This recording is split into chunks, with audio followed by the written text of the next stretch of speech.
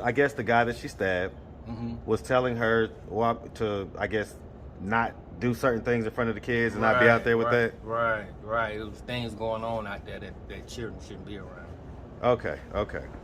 I mean, just for the audience, just to be clear, that my audience knows I like to be clear. So, a lot of drug use and things like that happen out there at the park. We're talking about stuff like that, right? Okay. And so he was saying that he didn't think that should happen in front of the kids.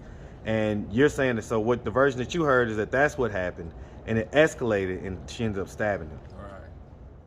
Huh. What's up, YouTube? Hit the like button, share the video. Now back to the content. What's up, YouTube? Atlanta Street Interviews out here with another one. So guys, we kind of got a kind of a continuation of one of our stories that has a lot of views. The young lady, Staracia. This is the father of one of her children. And he contacted me. He just kind of wants to correct the record about some of her story and what was put online. So how you doing today, man? I'm doing all right, man. All right. So which father, which child are you the father of? The 4-year-old. So that's the one that she said that she went to jail for. Is that the same one? Well, she had a 4 and a 5-year-old. She had both of them at the time. Okay. And so you have which one? I got the 4-year-old. Okay. And so is that the one that she was talking about that she stabbed the guy for? Yeah. So what was the deal with that? Well, I don't know exactly what the deal was, because like me and her, we haven't had a real good relationship for a long time. So I only heard what everybody else told me about what happened with that situation. But I mean, it's kind of different than what I heard. So you spent the year in jail, you say? 11 months. 11 months? That's a long time in jail. Even longer when you've never been.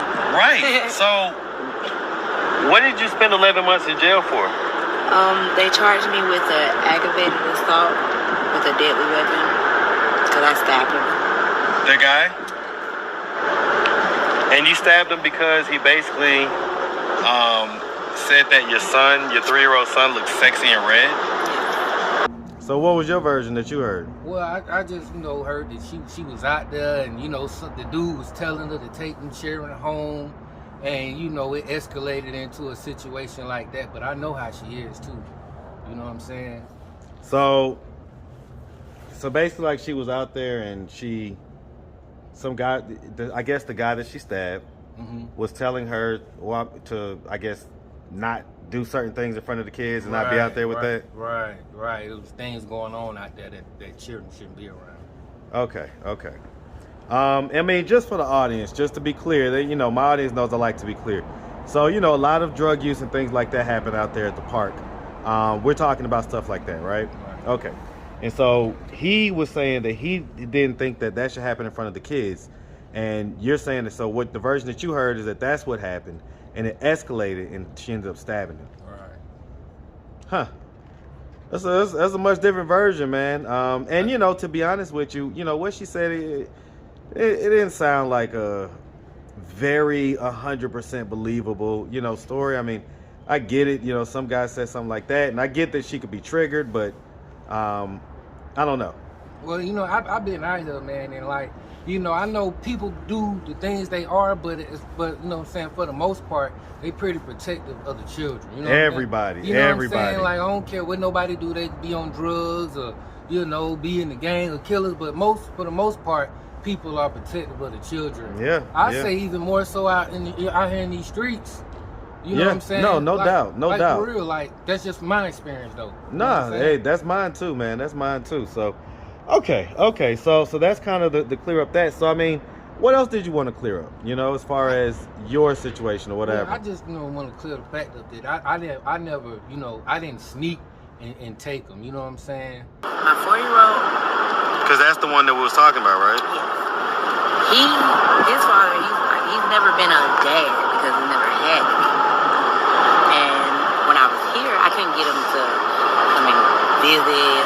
At first, like, I couldn't get him to come see him or anything. But now that I'm home and I can't take care of him like I need to now. He wants to step up. But I felt like it was malintention, like it was ill intention. Like Well, I mean, you weren't getting him because he needed you. I felt like you were getting him to keep him away from me.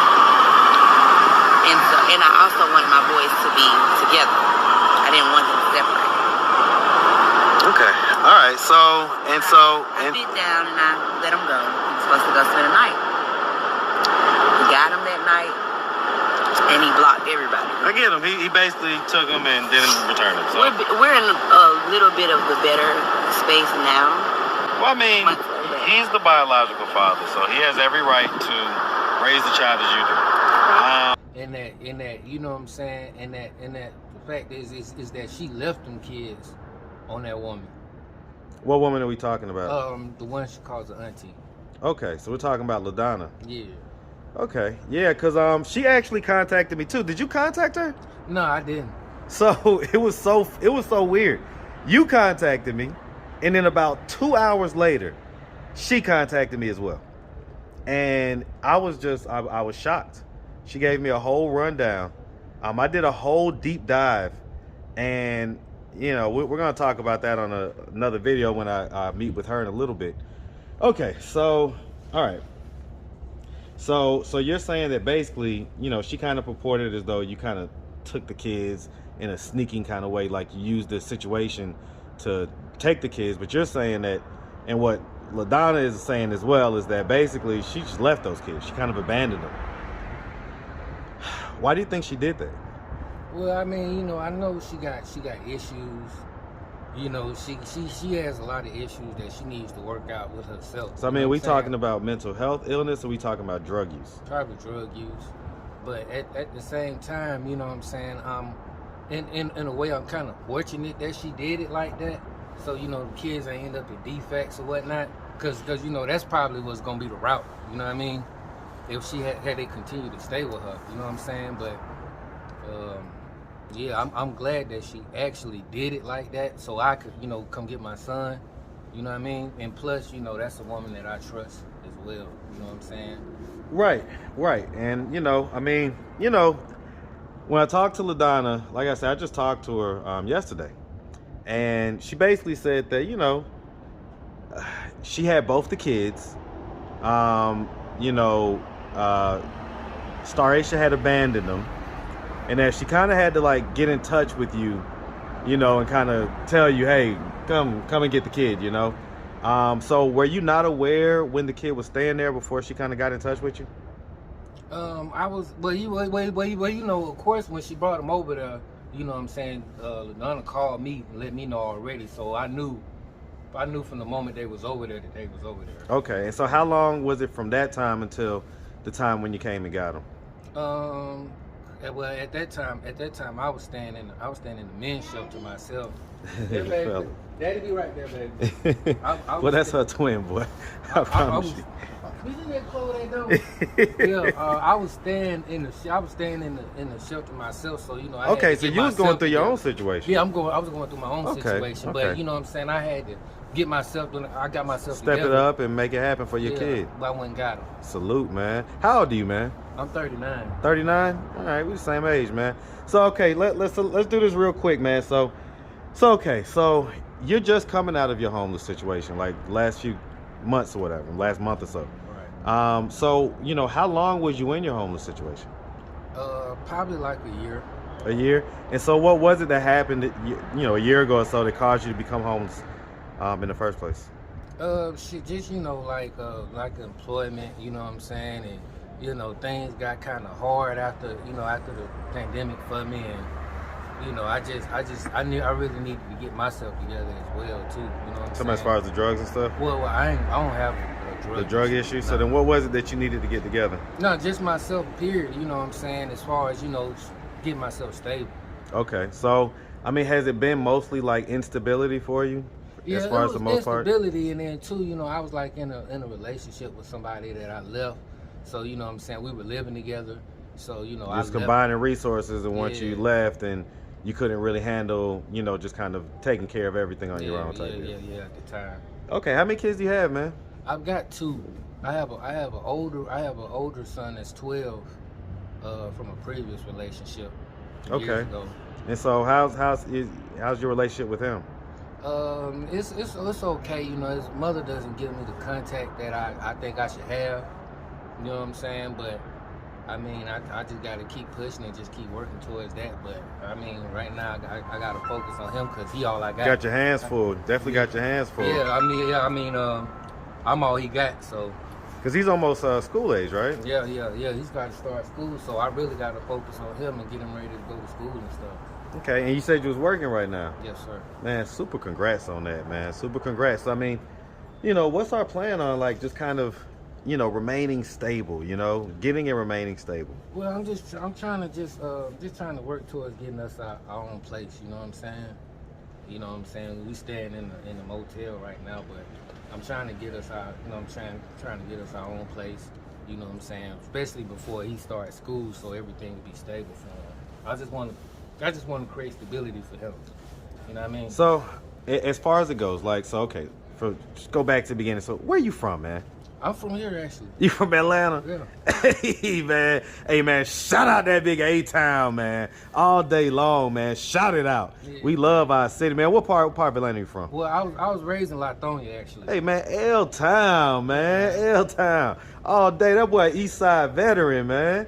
All right, so listen, growing up in Lithonia, did you have both your mom and dad in the household? No, I just had my mom. Mom? And so where was dad? Was he, like, active and present in your life? No, I never knew him. Like, never, ever? Nah. Like, never met him? Nah, I could walk past him right now. I wouldn't even know it. Huh. What, you know, what effect do you think that had on you growing up? I don't really want to say that had too much of an effect on me, because my mother, she did her job. You know what I'm saying? She passed when I was 14, but like I feel like them 14 years, she, you know what I'm saying? She, you know, I didn't feel like I was missing anything, to be honest with you. You know what I'm saying? I mean, now that I'm older, I was about to say, in hindsight though, looking back, you know, and looking back on it, what do you think you missed out on when you was, you know, when you was growing up? You know what? I really can't honestly say that, because my mother really tried. She did the absolute best she could. Well, and that's not to take anything away. It's not to take anything away from her, but it's to say that, you know, a man's presence counts as well. Well, I'm gonna be honest. I can't tell you really what I missed, because I don't know what it's like. So you don't know what you don't know, basically. Yeah, I don't know what I don't know. I you get know that. What I'm saying? Who'd you live with after your mom passed? I stayed with well, I was in foster care for a minute, and then one of my mom's friends came and got me, and got custody of me, and I stayed with her till I was 18. Okay. And so have you pretty much like just been on your own since then? Yeah. And so, like, your mom, like, does she have, you know, parents? Like, do you have grandparents or whatever? Nah, they had all passed. They had all passed? Yeah, I tell people all the time, man, like, you know, we're all similar enough.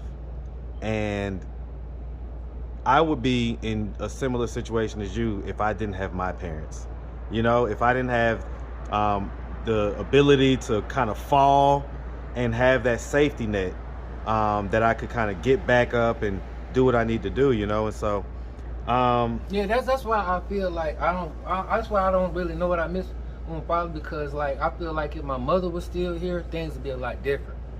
Like I feel like I would be okay if my mother was here. How did she pass? She had a brain aneurysm. I mean, she didn't know. Listen, my mom had a brain aneurysm my freshman year of college. Right when I got there, basically. She had a brain aneurysm. And, you know, for those that don't know, 25% or 1 out of 4 people that have a brain aneurysm die instantly. So it's automatic. It's like as soon as that bubble bursts on the brain, it's automatic death for 1 out of 4. And then the other 3 out of 4 is varying degrees of survival. And so yeah, it just popped up on me. You know, I just woke up one morning and just found it. You know what I mean? At 14, and you know, it kind of messed me up for a long time. And it took me a while to, you know, get myself back together. You know, I was a troubled teen. You know what I'm saying? I guess, you know, due to that. But I mean, I did receive, you know, adequate love. You know what I'm saying? My mom's friend came and got me. You know what I'm saying? I got love from my family, even though I know I was probably a troubled teen, you know, and I was probably rough on them now that I look back. But You know, I mean, you just, you know, eventually, you know what I'm saying, I learned you got to pick yourself up, man, and keep pushing, you know what I mean? Everybody ain't gonna be here forever. We all gotta go one day. You know what I'm saying? And, you know, my mom used to tell me, my mom used to tell me that she wasn't gonna be there forever, you know? Didn't happen. Man. What,